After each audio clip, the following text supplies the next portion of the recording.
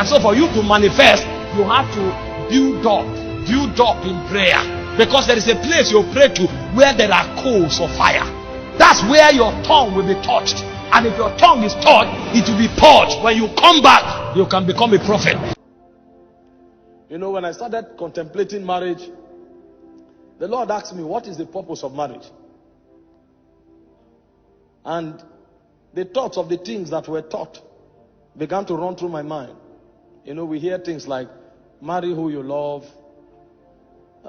It's about happiness.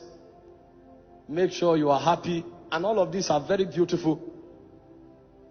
But the Lord said to me, He said, does marriage sit on these things? Because you can be happy with somebody that is not going in the direction of your destiny, if you have not found your destiny. Because the things that make men happy are strange. The things that make men happy, they are strange. And God began to give me some secret things that I've never heard preached anywhere. You know, He told me the first purpose of marriage is to give you the privilege to be conformed to the image of God. He said that is why you will not find who you want to marry on the street. You will walk on that person. You will cultivate that person. And while you are cultivating that person, yourself will be cultivated in the process. So you may be looking for a woman that is patient. Meanwhile, her impatience is what will help you to learn temperance and endurance. So when God points at your wife may not have patience. So if you are looking for marriage to be happy, and you think happiness is about patience, you will miss your wife. Because the idea is that you'll be conformed to the image of Christ. Meanwhile, the endurance that you don't have is our patience that will teach you that endurance. So God will deliberately allow you to marry her, and it may take you 6 years to cultivate endurance. And you will learn it by teaching her. That's a school of the spirit. So He said a higher purpose of marriage is for you to be conformed to the image of God. So that happiness will be captured in fulfillment, not in excitement. It is when you have cultivated her and the glory in her spirit begins to emanate. That's when you'll be fulfilled. It's in that fulfillment that you'll be happy. And I never saw it anywhere. So I began to, you know, I used to love tall and fair damsels. And my goal of happiness was to find a woman without blemish. When I went to pray, I gazed into the spirit and I contemplated a tall and elegant damsel, flawless in expression. He said, what I'm looking for is for you to be conformed to the image of God. So it changed my paradigm. So when the purpose of a thing is not known, the abuse is inevitable. He told me the second purpose of marriage is to preserve divine heritage. He said the reason you could trace Jesus back to Adam is because God trapped that divine order in a bloodline. So when men hide things, they hide them in a bank. But when God hides things, He hides it in men.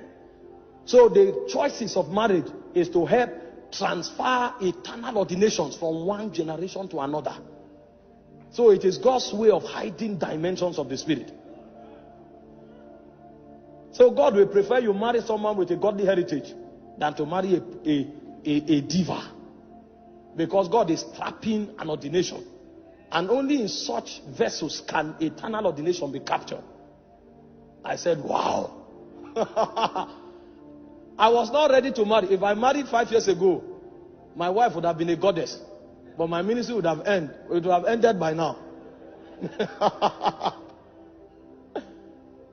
He said the third purpose of marriage is worship. He said because it is in finding your wife that you will learn how to bend your will. Because worship is not a good song. Worship is the ability to conform to the will of the Father. So it is it's not what I desire, it's what you desire. Not my will, but thine. And he said it's in marriage that you will discover that. I said, wow. So when the purpose of a thing is not known, the abuse is inevitable.